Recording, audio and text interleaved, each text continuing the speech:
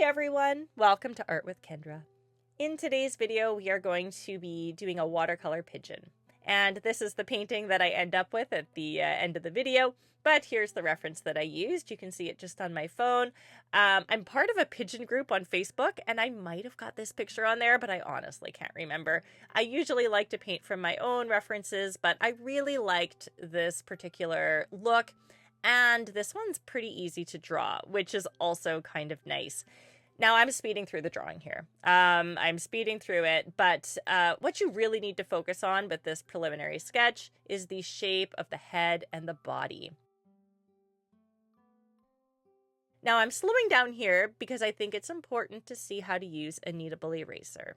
A kneadable eraser is kind of a gummy eraser. It's usually gray. And you can either dab, like I'm doing now, dab, dab, dab, or you can drag it across a page like you would a traditional eraser. But because this one is so soft, it keeps the page integrity, so it doesn't wreck your page.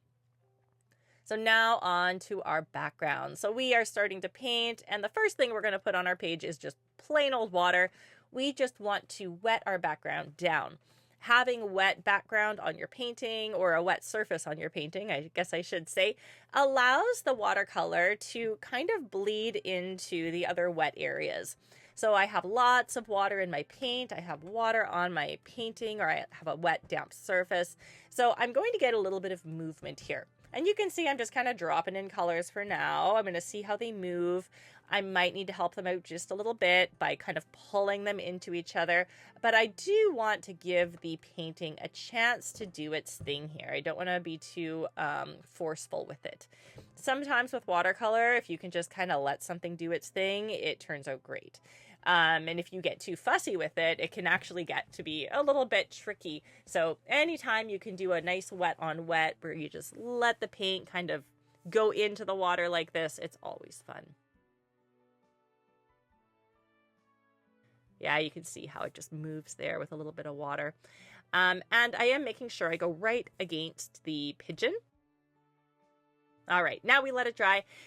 Make sure it's dry before you jump into the next step. Now here we go with some yellow. The yellow, I'm just going to do the super duper light yellow. This is basically just a little bit of an underpainting here. We're going to be laying in some colors right away. So yellow for the eyes, and then some pink, some purple, some blue, even some green for the feathers. And I'm using the belly of the brush for these feathers. You can see those big broad strokes, right? And so I have a little bit of paint on my brush, and I'm using the belly to kind of drag it through, always brushing in the direction of the feathers. This is very important because these textures are going to help to build this painting. It's going to help to build the textures that come on top of it, and we're going to be layering lots of layers today. So always brushing in the direction of the feathers. So kind of up towards the head for this particular area here. A little bit of purple, a little bit of pink, just kind of getting that base. And yeah, the bird isn't purple and pink. It looks like a little bit more gray, but we're going to be doing a gray layer on top using Payne's Gray. And so this will kind of come through that layer, which should be very nice. And right here, I was seeing a lot more blue closer to the head. So I'm transitioning into blue. And I'm just going to pull that blue down into the pink, which will kind of turn it into the purple. So all of our colors are being very friendly with each other. Now here I am going in a little bit darker. I have a little bit of purple mixed in with my blue. And I did put just a bit of Payne's Gray in there as well, just to dull it down. It's almost the same color as the sky, really. It's kind of like that purple and that blue together gets, almost a gray color. And here I'm brushing up towards the top of the head away from the beak because this is the way that the feathers go. So everywhere that, when the feather's going in a direction, I always try to mimic that with my brush. The top is much more wet than the bottom, so the colors are all kind of blending in together, but that's all right. Now I'm going to add some shadows into the beak here, just really lightly. And I like to do this because it gives me a bit of a map. Like after this step, I can take a step back and say, do those shadows look like they're in the right place? And if they are, then I lean into them. And if they're not, then I can still go in and fix them up, right? I'm not at a place where I can't adjust those lighter colors. But everything looks good. So let's get in there with our darks. Now I have pure Payne's Gray. So this is Payne's Gray. That it's a bluish kind of black color. If you don't have Payne's Gray, you can mix a little bit of a kind of cool blue in with black, maybe even a little bit of purple.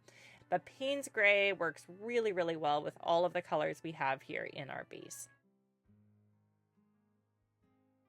Now you can see that I am using the tip of my brush. This is a number 10 round, I believe, one of my favorite brushes, but it has a beautiful point to it. That point allows me to do detail, but the brush, the width of it, allows me to also do these belly kind of strokes with the whole brush. So this is one of my favorite brushes. Very versatile. You want to make sure you keep that tip of the brush nice and sharp so that you do have the ability to do detail. But look how beautifully it does texture. Just look at it pulling this paint. The dry brush, just kind of letting the paint do its thing, letting the page pick it up where it wants to. Wow, I love dry brushing. Now I'm still using mostly that blue, purple, and a little bit of Payne's Gray here. Those are going to be the colors, you know, when I'm doing my lighter gray tone, I'm going to be using that. And here's that Payne's Gray, just picking that up and throwing that in again, using the belly of the brush to get those dry textures. Look at those here. You see those textures? Like, boom. You can really see the tooth of the page. That all takes a little bit of practice to get the feel for that. Now, if you happen to, put some paint where you don't want to, you can actually lift paint by using a clean, damp brush like I just did, and you just kind of pull it out.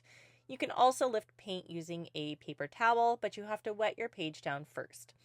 Now I'm adding in some more of those details, just leaning into that existing shadow that I put in there. I know it's in the right place, so I can do these kind of darker strokes with a bit more confidence now. Carving around that eye a little bit here.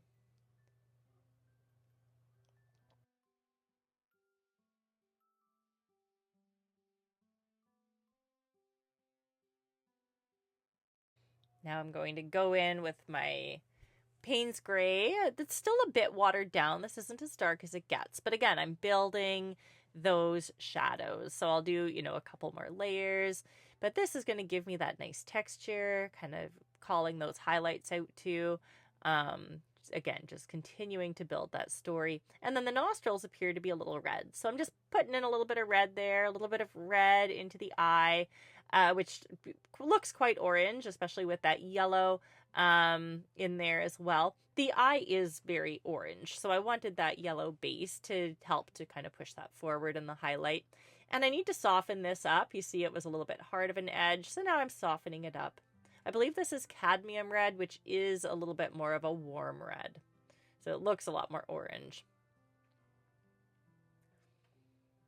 Now time to go back in with some of those details using just the very point of my brush. The further we get, the more details I start to kind of drop in. Still building that shadow, those textures, just kind of layering and layering as we go. Now here again, I had just a little bit too much dark creep into that beak area, so I'm lifting using the clean damp brush, and I'm going to use just a little bit of paper towel. Oops, we went a little bit too much there. I'll just paint that over. But yeah, you can lift using the paper towel or the clean brush, and I lift quite a bit when I'm painting, and at the end of the painting, you'll see some lifting to get some feather textures in. So now I'm just using that Payne's Gray and the very tip of my brush to carve in yet some more details, yet some more feather textures. You don't have to paint as detail-y if you don't want to. You can be a lot looser with paintings. I honestly wish I was a little looser. I have a style that's really loose, and then I kind of have this in-between style. But when I paint really loose, I actually love those paintings. But they're a whole other style altogether. Yeah, just carving in those nice crisp eyes. The eyes had a little bit of kind of a cream color around them, framing the eyeballs. So I'm leaving a little bit of that in there. And just going right to the edge, pulling the paint with the belly through the pigeon. I love layering these darks in. Now again, back into the nose, it's dry, so I'm going to build the shadow even more. Every time I build my shadow, I make sure I leave just a little bit of the base layer so that it's almost like this staircase of lighting where you have your deepest shadows kind of at the surface, and then they almost fade into those highlights. It's really important to make sure some of these areas are nice and crisp, especially in the eye, right? Your eyes, even when I'm painting abstractly, I still like to get a nice crisp eye. Now you do want to make sure, again, before you're doing any more layering, let's let our painting dry. We are going to be going in with this special brush. I call this a rake brush. I think it's also called a comb brush. But this particular brush is really good for texture. The bristles separate, so it gives you this kind of stripy texture, which works really well. You got to be careful not to get too rigid with it, right? We have a really natural texture so far, but if you're kind of throwing it in, you know, especially if you throw it in a more organic way, it can be really nice to kind of feather things up a little bit here. So I'm using this again as a dry brush, right? I'm not going in with tons of paint. Here I'm actually using the brush at the side. The side gives me a crisp edge, so I can cut into those edges, and then if I want to get the texture, I just pull it flat down so that all of the bristles separate. Fan brushes are also really good for this, but they are quite large and a little bit harder to manage for those details, so I really like the rake brush, or the comb brush. I think it's called something else too, but I can't think of it now. And now I'm just using big broad strokes here, kind of building in, again, a bit of texture, a little bit of that Payne's gray blue combination to start to push that pink back. We don't want it to be so pink that it's, you know, we think it's a pink bird. It still has to feel like kind of a gray pigeon, but the pink is very dominant, and it's more of an undertone, right? It's an iridescence. It's not the color that we want to be screaming at us. So we need to just layer so that it gets a little bit more subtle. And by doing these kind of shorter strokes, I'm reflecting the length of the different feathers. Now here I'm doing longer strokes, just kind of filling that in a little bit shorter there. There we go. Using the side of the brush to give me a nice straight line. I can do detail with this brush too. It is a little harder than my other one, but if I'm not feeling like cleaning a brush, I'll just kind of use the side. Using the side to chunk in some little bit more intense shadows here. Just a layering process, just building and building and building. Now I'm going to go back in with a little bit of pink. I do plan to push this back a bit. I just felt like maybe my value was a little bit too light, and I didn't want to lose the pink with some more darks. So before I got back into the darks, I thought, you know what, let's throw a little bit more pink in there. And finally, the green. So we do have a hint of green in this pigeon. The green, because it contains yellow, it's introducing kind of a new color. So we want to make sure that we don't turn this brown. The green that I'm using, you can see here, it's a very cool green. I wouldn't use a green that contained too much yellow. Going in again with a little bit of blue, that purple that I'm mixing in there. The blue and the purple together create just a really nice color. Just layering.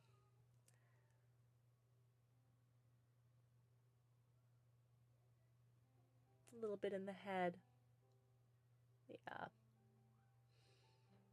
Look at that. I'm using it in the beak, that detail area. There. That was too much. We're back to my number 10 round. There we go. It was just too much for that detail. Just adding in on the white, we're adding in now a little bit of transition from our highlights, right? Because you don't want it to be too aggressively white. And you have to make sure your eyes are dry before you do this. I was just doing a touch feel there. Going in with that final layer of kind of red. We're getting close to the end. And now I'm using that number 10 round to just, again, deepen some of these shadows, right? There's areas where feathers are separated from each other and you really get a cast shadow from one feather onto the next. So these nice dark areas are great. And I find, again, this building process that we're doing with this painting really helps with that texture.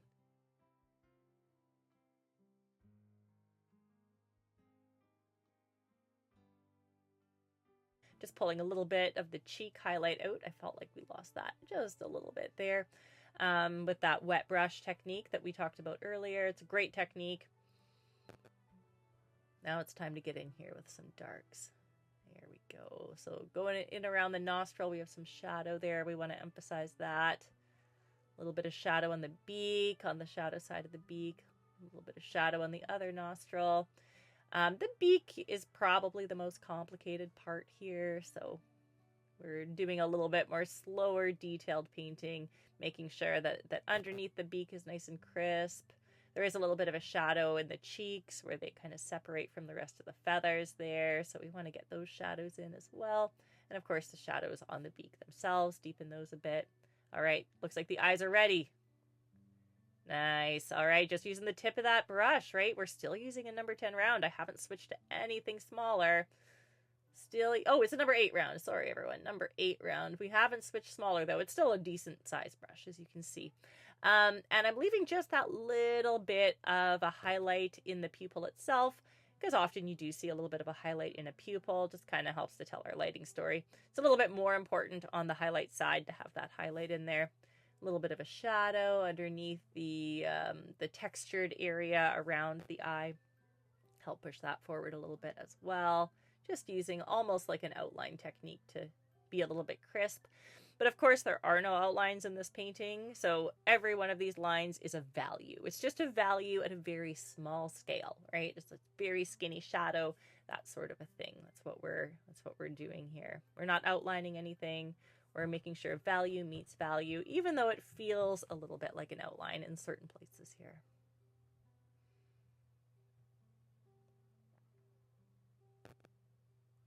Now I'm going to lift a little bit here. You can see this is all dry, by the way, so I'm adding water to a clean brush and I'm just kind of gently rubbing it, and you can see I'm lifting just a little bit. I felt like my highlight side got a little bit dark. And now the fun part, we get to take off the tape and see that beautiful frame, natural frame of watercolor. Thank you so much, everybody, for painting with me. I hope you enjoyed today's video. Remember to like and subscribe, all that fun stuff. You can check out other work on my Instagram at creations_by_Kendra. And you can also find me on OutSchool, actually, if you want to take lessons. It's a platform for students to do online education. Thank you so much, everybody. Bye.